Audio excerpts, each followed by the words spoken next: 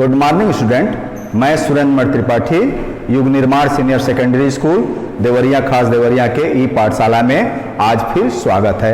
आइए आज हम कक्षा 5 विषय हिंदी पाठ 6 कंप्यूटर नामक पाठ को पढ़ेंगे। एक निबंध है, पहले इसको हम लोग पढ़ेंगे, समझेंगे और लिखेंगे। फिर आइए शब्दार्थ पे।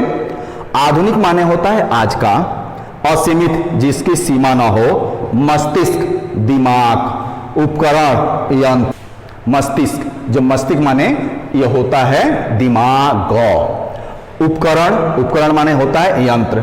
विश्लेषण, जांच पड़ताल। अछूता माने होता है नया। व्यवसाय माने होता है व्यापार। ये तो आप लोगों का शब्द अर्थ होता है।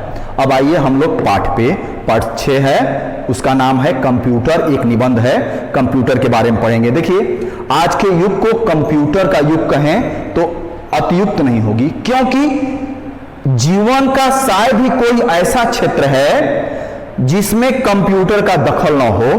कंप्यूटर का ज्ञान सभी के लिए आवश्यक है। प्रस्तुत निबंध कंप्यूटर के इसी महत्ता को समझाने की दिशा में एक छोटा सा प्रयास है।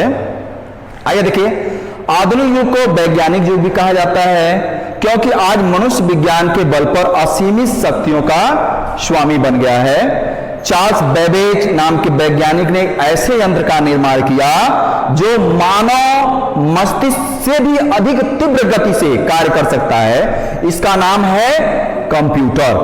कंप्यूटर मनुष्य द्वारा बनाई गई ऐसी अनोखी मशीन है जिसमें तरह तरह की सूचनाएं और जानकारियां एकत्र करके रखी जा सकती है। आवश्यकता पड़ने पर बिना समय गंवाए पल भर में भी कोई सूचना प्राप्त की जा सकती है। यह मशीन बिजली से चलती है। कंप्यूटर दिखने में बक्से के आकार का मिलता जुलता एक उपकरण है, जिस पर टीवी जैसे एक स्क्रीन लगी होती है, जिसे मॉनिटर कहते हैं। इसमें एक टाइपराइटर जैसा यंत्र होता है जिसमें हम सूचनाओं को कंप्यूटर के मस्तिष्क तक पहुंचाते हैं। इस यंत्र को कीबोर्ड कहते हैं। कीबोर्ड की सहायता से हम कंप्यूटर को आदेश देते हैं। आदेश देने के लिए इसमें एक सरल यंत्र भी लगाया जाता है जिसे माउस कहते हैं।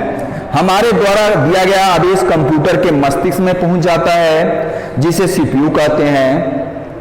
सीपीयू अत्यंत तीव्र गति से सूचनाओं का विश्लेषण करता है और उसका परिणाम तुरंत मॉनिटर नामक स्क्रीन पर दिखाई देता है। कंप्यूटर के साथ प्रिंट भी जोड़ सकते हैं। जो कुछ हम स्क्रीन पर देखते हैं, प्रिंट के द्वारा वह कागज पर छापकर निकाला जा सकता है।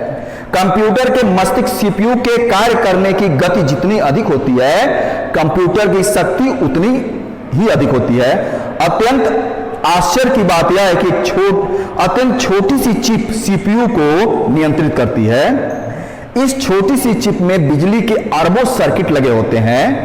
आपको यह जानकर और भी आश्चर्य हो गया कि यह चिप साधारण बालू से बनाई जाती है। शुरू में कंप्यूटर का आकार काफी बड़ा होता था और वे कम शक्तिशाली होते थे, लेकिन अब कंप्यूटर का आकार छोटा हो गया है और शक्ति भी बढ़ गई है, जिसे हम अपनी गोद में रखकर काम कर सकते हैं। इसे लैपटॉप कहते हैं। इसे चलता फिरता कंप्यूटर भी कहते हैं, क्योंकि लोग इन्हें अपने साथ आसानी से कहीं भी ले जा सकते हैं। यात्रा करते हुए भी इन पर कार्य कर सकते हैं। ये छोटा कंप्यूटर बैटरी से चलता है। आज कोई भी क्षेत्र कंप्यूटर से अछूता नहीं है, चाहे वह शिक्षा का क्षेत्र हो, व्यवसाय का क्षेत्र हो, संगीत और कला का क्षेत्र हो। कंप्यूटर के योगदान को हम नहीं नकार सकते। यहां तक कि चिकित्सा, खगोल विज्ञान के में भी आता है। आजकल उद्योगों में लगभग सारी मशीनें कंप्यूटर द्वारा नियंत्रित होती है। फैक्ट्री में बनने वाले सामानों की जांच भी कंप्यूटर से की जाती है। आजकल कंप्यूटर द्वारा डिजाइनिंग की जाती है, चाहे वस्त्र हो, जहाज हो, रॉकेट हो, हवाई जहाज हो, वायुयान हो, चाहे हम रिजर्वेशन कराते हैं या दवा, रोगियों को दवा लिखते हैं, सारा आल टू आल हम कंप्यूटर के द्वारा करते हैं। बच्चों के मनोरंजन के क्षेत्र में भी कंप्यूटर ने तहलका मचा दिया है। कंप्यूटर की सहायता से तरह तरह के खेल विकसित किए गए हैं, जिसे वीडियो गेम भी कहते हैं। एक खेल बच्चों के बौद्धिक विकास में भी सहायक होती है, लेकिन अति कभी भी अच्छी नहीं होती है। अभिभावकों को बच्चों पर नियंत्रण रखना चाहिए। आज का युग प्रगति कर रहा है। आने वाला युग पूर्णतः कंप्यूटर का युग होगा। अब तो रोबोट यानी कंप्यूटरी मानव भी बनने लगा है। ऐसे प्रतीत होता है कि वह दिन दूर नहीं जब रोबोट दुकानों और दफ्तरों में काम करते हुए दिखाई देंगे। अभी तक कोई ऐसा कंप्यूटर नहीं बना जो मनुष्य के आदेश के बिना कार्य कर सके। कंप्यूटर मनुष्य द्वारा एकत्रित आंकड़ों के आदेशों के अनुसार ही कार्य करता है। हम कह सकते हैं कि कंप्यूटर का मशीनी मस्तिष्क मानव मस्तिष्क जैसा कतई नहीं बन सकता। अब ये तो हम लोग का बुक एथी था, इसको पढ़े और समझे। अब आइए प्रश्न उत्तर में। देखिए प्रश्न है, आधुनिक युग को वैज्ञानिक युग क्यों कहते हैं? तो देखिए आधुनिक युग को वैज्ञानिक युग इसलिए कहा जाता है कि मनुष्य विज्ञान के बल पर असीमित शक्ति का स्वामी बन बैठा है। अगला क्वेश्चन है, कंप्यूटर और लैपटॉप में क्या अंतर है? देखिए कंप्यूटर को हम कहीं नहीं ले जा पाते, बल्कि लैपटॉप को एक जगह से दूसरे जगह ले जा सकते हैं। अब अगला प्रश्न है, कंप्यूटर का मस्तिष्क किसे कहते हैं और यह कार्य कैसे करता है? देखिए कंप्यूटर का मस्तिष्क सीपीयू को कहा जाता है। यह सूचनाओं का विश्लेषण करता है और मॉनिटर पर दिखाई देता है। ये तो प्रश्न उत्तर था, आप लोग इसको लिख लीजिएगा।